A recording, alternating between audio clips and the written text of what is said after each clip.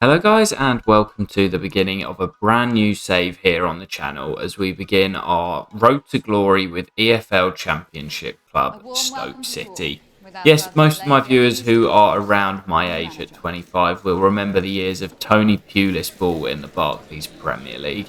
In the early 2010s, they had the likes of Glenn Whelan, Matty Etherington, John Walters, club captain Ryan Shawcross, and of course the infamous Rory Delap with his long throw, to name a few. Then in the mid to late 2010s, we had the weird and wonderful era with a mass of former Wonder Kids and Champions League stars joining the club's ranks, with the likes of Ibrahim Afellay, Marco Arnautovic, Xherdan Shaqiri, Jesse Rodriguez, and former Barcelona star Bojan joining the club. But in 2018, that era came to an end as they were relegated to the second tier of English football, and that is where they have stayed since, having never finished higher than 14th in the Championship since their relegation from the top flight.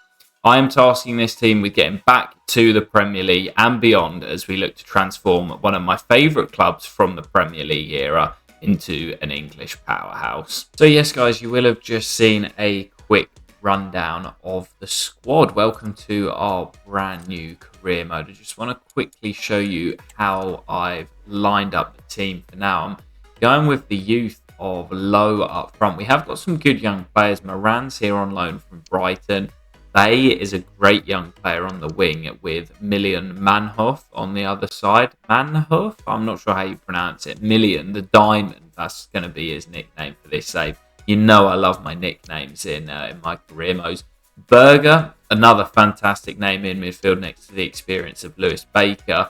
And then we've got some good young defenders. Bokat's decent at left back with Chamadeu on the other side, 20 years old. Ashley Phillips is a fantastic young defender, of course, only on loan from Spurs. And then we've got the experience of Gibson with Johansson in goal. So, to be honest, the team's not awful. It's not great. And compared to some of the other teams in the league, it's nowhere near as good as some of those at the top end of the table. If we take a look at, as I say, we've got quite a few players coming in on loan. And I wouldn't be surprised if quite a few of these are recalled in January. So we'll deal with that as and when. There are quite a few players with their deals up at the end of the season as well. Most of those being older players that we're probably going to have to wait and see how they get on. They'll be playing for contracts. But I think there are two contracts that I'm going to give out in this first window. And they are going to go to the youngster Emre Tezgel. I think he's the youngest ever player to make an appearance for Stoke City. I might have to double check that, but he definitely holds some sort of record for Stoke. And also Jordan Thompson, who's a great versatile midfielder, can play at left back as well. So both of those guys will be getting new deals, which will eat into our very small budget. And of course, taking a look at the budget for this season, it's £9 million, which isn't awful, just shy of 9 million. Isn't awful for the Championship, but most of that is going to go on youth scouts for this first season. I'm not really looking at bringing anyone into the club in the transfer window, and we're going to solely focus on those youth academy players to kick off the new save. And we will get to the youth academy very shortly, but I just want to have a look at the objectives for the upcoming season. In the Championship, they just want us to finish mid-table, which I think is reasonable considering the last sort of 4 or 5 years for Stoke, they have been a mid-table Championship club. For me personally, I want to push and see if we can make the playoffs, like sneak in. I'm not sure if the team is good enough. It's a long season. We'll have to wait and see how we get on. And as for the FA Cup, again, I'm not too fussed about that in the early stages. It would be nice to go on a cup run, but I won't be too disappointed if we're out early. They just want us to reach the round of 16. Of course, not in Europe. And the youth development signed 4 players in your youth academy assigned to each of the following positions. We should probably hit that as I say, I'm going to be doing plenty of youth scouting. Get a streak of 5 wins this season. Again, if we want to reach the playoffs, we're going to have to hit objectives like that. And financially sell 2 players and sign 2 crucial players to replace them. We probably won't do that because, as I say, I'm not really looking to make any major changes. I'm on the most up-to-date squads with the January signings as well. So, yeah, we're probably not going to make too many signings. Of But what I am going to do is spend some money on some coaches so that we can up our player development and get them growing as quickly as we can.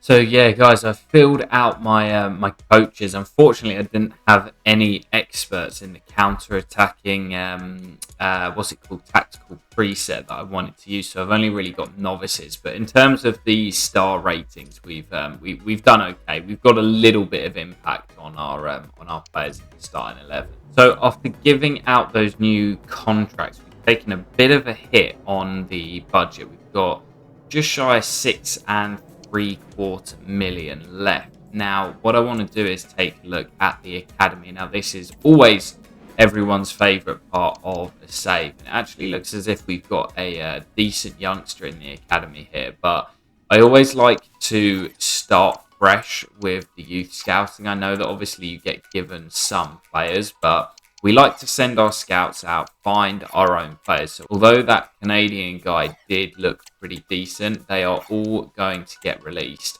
and we will start fresh with the youth academy scouting. And thankfully, we've already got one five-star scout. I think I get that from like playing the game for a certain number of years. I'm not too sure, but we also get not another five-star, but a four-star, which will certainly help. So Aaron Horton will join.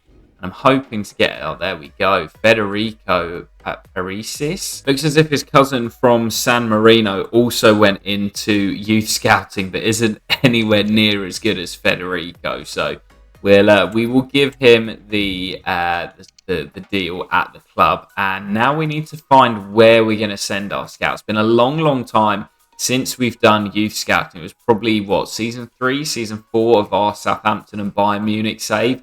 So, yeah, some decisions to make as to where we're going to send our scouts. And you probably knew this was coming, but the first one is going to be staying close to home, and I'm going to send him out in England. I always like to keep one scout in the nation that I am in. So, yeah, Bolton is going to be staying in England. And I think I might look kind of through the core of our team. So, centre-back, CDM, centre-mid, and Cam, right through the heart of that midfield and defence, looking for some English talent. As for our second scout, I always find it quite fun trying to scout countries that a club has had a certain player from that's been a bit of an icon.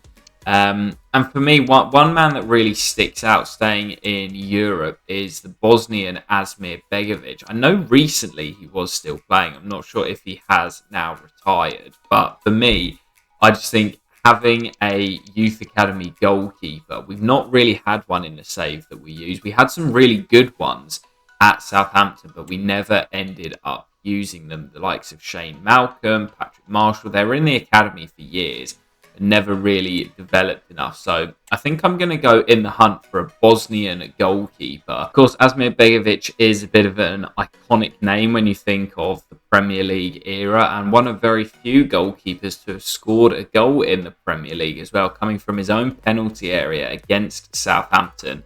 I remember that so fondly growing up as a child. Feels like such a long time ago. But yeah, we're going to go to Bosnia looking for the next Asmir Begovic. And as for our final scout, well, there are lots of new nations to scout, of course, this year. We've scouted a fair few of them during those first 4 seasons at Southampton. But I think with our small budget, I might keep him in Europe for the first season. Then maybe next year we go a little bit further afield and we look at some of the other continents. But I'm thinking maybe Central Europe and a country that's done really well in recent tournaments and have a bit of an iconic centre forward who played for Stoke City as well. It's the country we're on at the moment, Austria. Of course, Marko Arnautovic, I mentioned him earlier, a bit of an icon at Stoke City, moved on to West Ham, of course, but honestly, what a streets won't forget sort of player he was at Stoke. And I think at Austria, we go looking for some forward players, so maybe striker.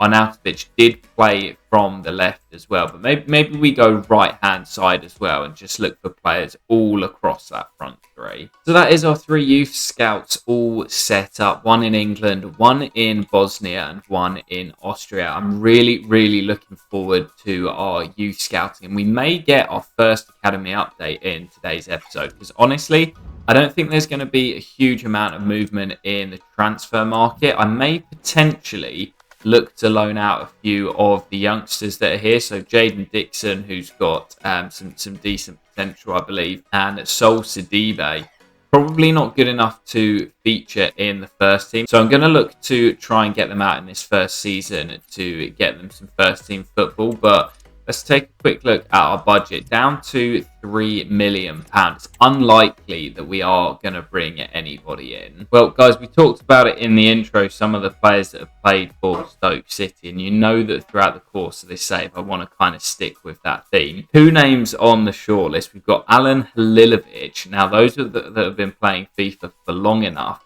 will remember this guy, Croatian midfielder. He was meant to be the next big thing. He's currently playing for Fortuna Sittard, so a really random team. So we look to bring him to the Championship, and also the Spaniard. I didn't mention him in the intro. Joselu, Real Madrid icon for that year he spent in the at the Bernabeu and rescuing them in the Champions League. He's a free agent, of course, when you start a new save. I'm so tempted to run it back. We've got some great young talent here, but do we run it back with Joselu, a former Stoke City player? I'm going to leave it a few days and see if anybody goes in for him, but I'm so tempted to bring him back to the Britannia. Well, guys, I've simmed forward a few days, and I'm going to take a look and see if anyone's snapped up Joselu. If they haven't, I am so tempted to go in for the Spaniard. It doesn't look as if anybody has picked him up yet. Do we do it? I mean, I like to stick with realism in my saves. It's maybe not the most realistic signing, but I mean, we've seen players drop down to the Championship before. He's 34 years of age now. Do we bring him in on a short-term deal? If he wants to join, then I'm going to see if I can bring him in. Yeah, I mean, I have no idea how much Joselu would want. Realistically, a Championship club probably wouldn't be able to afford him on his wages, but let's try giving him a 40 grand a week contract. No, let's go 45. Realistically, we would never be able to afford this, but a 45 grand a week contract with a 200 grand signing on bonus, and wow, he wants nearly 60 grand a week. Well, it's our decision, you know. It's gonna practically bankrupt us. Let's remove the signing on bonus and see if he'll just accept 58 grand. Well, do you know what, guys? I don't care. I don't care. If we have to sell someone, we can. I wanted to bring this man back to the Britannia Stadium. Joselu from Stoke City all those years ago. He was at Newcastle, went back to Spain, a loan at Real Madrid, and now back to Stoke City. Joselu takes the number 9, returns to the club in the Championship. It's a ridiculous wage packet for a Championship club, but to be honest, most of the Championship teams are probably giving out pay packets that big nowadays with the amount of money in the second tier. The Spaniard running it back for another season at the Britannia. I'm buzzing with that. I'm honestly not too sure what to do. I mean, we've got loads of strikers now. I like Nathan Lowe and Emre Tezgel as youngsters. We've got Al Hamadi on loan, although I'm not sure how long he's going to be here. So that kind of leaves Mr. Sam Gallagher as the only player we could look to sell. He's on a 3-year contract, but bringing in Joselu, it kind of makes sense to get rid of the Englishman. 28 years of age. Yeah, after bringing in the Spaniard, it's a ridiculous signing, but he's going to start declining pretty rapidly. I'm all for it. Well, I've just agreed the 2 loan deals for those 2 youngsters. Dixon has gone to Harrogate and Sidibe to Dunkerque, both on 2-year deals.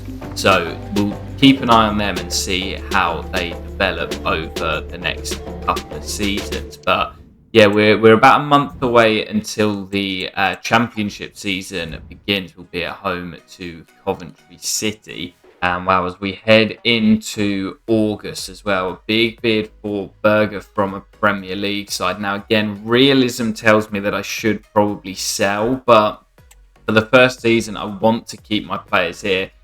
Definitely, if we don't go up in this first season, then I would look to shift on those good young players. But yeah, for the time being, I'm going to keep Berger and the rest of the team here. But through to August means we've got our first batch of scouting from our youth scouts. I'm absolutely buzzing to get back into youth scouting. Let's see what we've got. Yeah, and I think what I'm going to do after this first month's worth of scouting, wow, that's great overall. What I'll do each month is just show you the players that either are getting a scholarship or the ones that we will continue the scouting on. So for now, we'll keep scouting Jesse Briggs from England. As for Bosnia, let's see if we've got anyone decent. Ooh, Anel Zubak.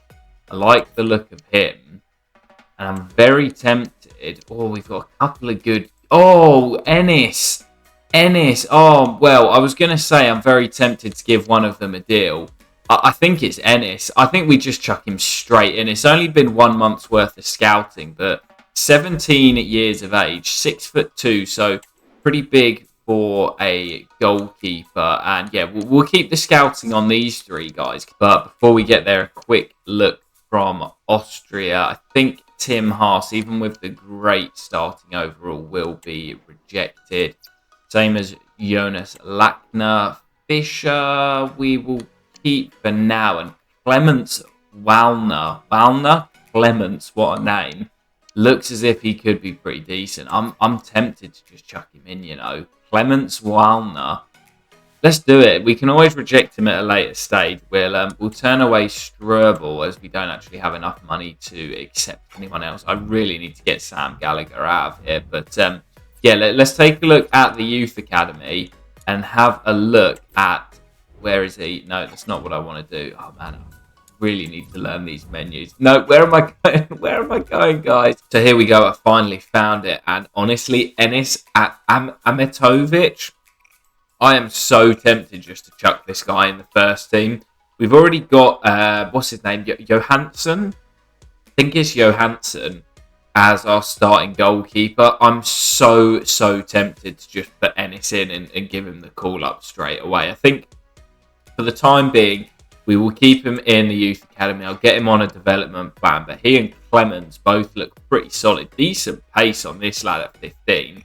And yeah, I'm very tempted by Ennis. If we start struggling and we're letting in lots of goals, I'm chucking in the kid, man. He looks brilliant. Well, guys, still no bids coming in for Sam Gallagher, as he's the only player that I'm really looking to shift on. So I think as an introductory episode, we'll play the first game of the season at home at the Britannia, or what is now called the Bet365 Arena or Stadium, I'm not sure, against Frank Lampard's Coventry City, as we look to start off the save with a victory. Come on, the Potters. Yeah, Hoselu on the bench for this one today, as the veteran Spaniard just joining up with the squad after taking the summer off. But yeah, really looking forward to this start of the new save. And of course, we've got the real life stadium as well. So yeah, really looking forward to that. The Stoke City FC Stadium, it's called in the game. I thought it was... I mean, to me, it's known as the Britannia. I think I've maybe discussed this on the channel before, when you've like got a stadium name in your head and it never changes from that. It's always going to be the Britannia to me. But the Bet365, the Stoke City FC Stadium, I honestly don't know. But one thing I want to just say quickly, as I'm already rambling on, in this save, I want to try and pick up the pace a bit. I mean, we were quite quick in the first 4 or 5 seasons at Southampton, but especially this first year being in the Championship, I want to rattle through it. So I'm going to try not to ramble as much as I usually do and get through these games a lot quicker. Now Sakamoto looks to take on Bocat. Oh, what a ball. Hadji Wright onside, surely to give Coventry the lead. And we trail 35 minutes into our opening game. Hadji Wright, who we used in the Crystal Palace career mode last year, opens the scoring for a bald Frank Lampard side. Oh, and Emre goes down. That's the last thing we want to see is an injury. Oh, and it's a bad one as well. Emre Tezgel, the youngster, and that is a serious one. That could be an ACL, That is gutting for the kid. They fouled, but will play on. Kumas. Oh, it's just wide. What a substitute appearance that would have been on his debut. But that is probably going to do it. Stoke City falling to defeat on the opening day. I said this team is probably not good enough for promotion in the first season. And Coventry, one of the better sides in the division, showing that here as they beat us on match day 1. Not a perfect start to the season as we lose on match day 1. And to close out the episode, we'll find out how bad that injury is for the youngster Emre Tezgel. And that will do it for today's episode, guys. Bit of a shorter introductory episode to the new save, but we'll be back on Wednesday afternoon with the next episode. Thankfully, the injury for Emre Tezgel was just a 2-month broken metatarsal and not a 7-month ACL. But as I say, we'll be back in the next episode to close out the summer transfer window where Sam Gallagher is likely to depart. And then we'll crack on with more games in the Championship, as well as our Carabao Cup second round tie away to Bradford City. I'll catch you in the next episode in a few days' time, guys. Take care and peace.